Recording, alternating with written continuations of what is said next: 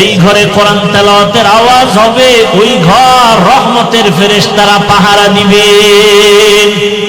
এরে আম্মা জান, আপনি পারেন না অন্তত কমপক্ষে 5টা সূরা 5 ওয়াক্ত নামাজে তেলাওয়াত করেন, ফজরের নামাজ আদায় করেন। মোবাইলে ঘন্টাকে ঘন্টা সময় কাটাইলেন, 20 মিনিট সময় দিয়া ফজরের 4 রাকাত নামাজ পড়তে পারেন না। মোবাইলে কয় ঘন্টা দিছে? সারা রাত। ঘন্টাকে ঘন্টা, ঘন্টাকে ঘন্টা। রাত্র 1টা কখন বাজলো খবর নাই, 2টা কখন বাজলো খবর নাই, 3টা কখন বাজলো খবর নাই, 4টা কখন বাজলো খবর নাই। মোবাইল চালাইতে চালাইতে ফজরের আগে ঘুম। মাত্র 20টা মিনিট সময় দিয়া 4 রাকাত ফজরের নামাজটা পড়তে কি ক্ষতি ছিল রে আম্মা জান? ফজরের নামাজ আদায় করার পর আল্লাহর কোরআনটা খুলিয়া সূরা ইয়াসিন তেলাওয়াত করতেন। আপনার ঘর বরকতের রিজিকের দ্বারা ভরপুর হয়ে যেত। আবার যোহরের নামাজের পরে সূরা ফাতাহ, ইন্না ফাতাহনা লাকা ফাতহাম মুবিনা লিয়াগফিরা লাকাল্লাহু মা তাকদ্দামা মিন যামবিকা ওয়া মা তাআখার ওয়া ইউতিম্মা নি'মাতাহু আলাইকা ওয়া ইয়াহদিয়াকা সিরাতাম মুস্তাকিমা। আসরের নামাজ আবার 4 রাকাত আদায় করে মা 30তম পারা সূরা নাবা আম্মা ইয়াতাসাআলুন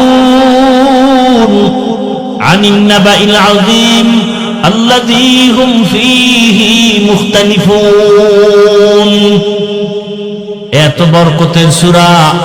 মাগরিবের নামাজ আদায় করতেন 5 রাকাত 20 মিনিট সময়, আবার তেলাওয়াত করতেন সূরা ওয়াকিয়া। ইযা ওয়াকাতিল ওয়াকিয়া লাইসা লিওয়াকাতিহা কাযিবা খাফিযাতুর রাফিআ ইযা রুজ্জাতিল আরদু রাজ্জান ওয়া বুসাতিল জিবালু বাসসা। এশার নামাজ 9 রাকাতে 20 মিনিট সময় দিয়ে আবার সূরা মুলকের তেলাওয়াত করবেন। তাবারাকাল্লাযী বিয়াদিহিল মুলক ওয়া হুয়া আলা কুল্লি শাইইন কাদির। কত মজার তেলাওয়াত। এরপরে আপনি নামাজটা পড়ছেন, তেলাওয়াত করছেন, খানা খেয়ে ওযু অবস্থায় ঘুমাবেন ডান কাতে কিবলার দিকে ফিরিয়া। দরুদ শরীফ পড়তে পড়তে ঘুমাবেন। আল্লাহর রহমত একদিন না একদিন দরুদের বরকতে রাসূলের সাথে ঘুমের মধ্যে মোলাকাত হয়ে যাবে। এরে আম্মা জানেরা, তওবা করেন। আমার আল্লাহর কাছে কয়দিন আর গুনাহ করবেন? বেপরদায় আর কত চলবেন? স্বামীর মাল আর কত খেয়ানত করবেন? সন্তানটাকে আর কত গুনার পথে চালাবেন? এখনই তওবা করেন। সন্তানটাকে ইঞ্জিনিয়ার বানালেও যেন কোরআনওয়ালা নামাজি ইঞ্জিনিয়ার হয়। সন্তানটাকে প্রফেসর যদি বানাতে চান, অন্তত কোরআনওয়ালা নামাজি প্রফেসর বানায়া যান। সন্তানটাকে ডাক্তার বানাবেন, সন্তানটাকে ওসি ডিসিএসপি বানাবেন, এমপি বানাবেন, কোরআন পড়নেওয়ালা নামাজি এমপি বানান। জীবনটা ধন্য, দুনিয়াও আপনার জন্য ধন্য হবে, আখিরাতও ধন্য হবে।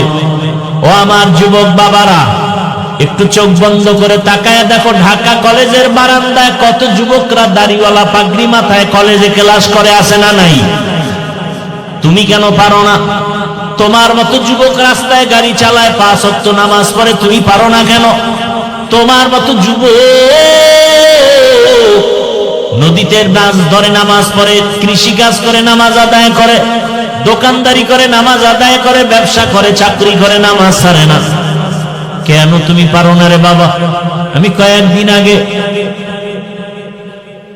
চট্টগ্রামের এক জেলা আছে, সেখানে গেছিলাম। নামটা বেশি বলা যাবে না, ঝামেলা। মাহফিল ছিল, আবার দর্শনের জন্য একটা জায়গা আছে, ওখানে গেলাম। দেখি ওখানে মেয়ে ছেলেরাও ঘুরে আর ছবি তুলে, আর একটা যুবক ছেলে বাবরি চুল ক্যামেরা নিয়ে ঘুরে আর ছবি তুলে। তো আমি যখন চলে আসবো মাগরিবের আগে, বয়ান রাত্রে, তো এই ছেলেটা ইসা সালাম একটা তোয়ালিয়া দিয়া ওর ওই ক্যামেরাটা ঢাইকা পরে কয় হুজুর কেমন আছেন? ভালো। আমি একজন নাস্তিক ছিলাম, চরম পন্থার নাস্তিক, আপনাদেরকে পছন্দ করতাম না।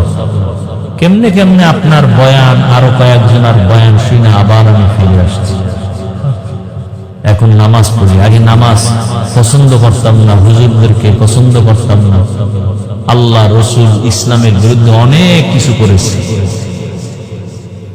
আল্লাহ হেদায়েত দিতে কতক্ষণ? আমি যে এতক্ষণ বয়ান করতেছি একবারও কি বলছি ভাই তুমি আমার মতো হুজুর হও? তুমি স্কুলে পড়ো, কলেজে পড়ো, চাকরি করো, ব্যবসা করো, কোনো বাধা নাই, কিন্তু ওখানে থেকে জান্নাতের রাস্তাটাকে সহজ করে চাকরি করো।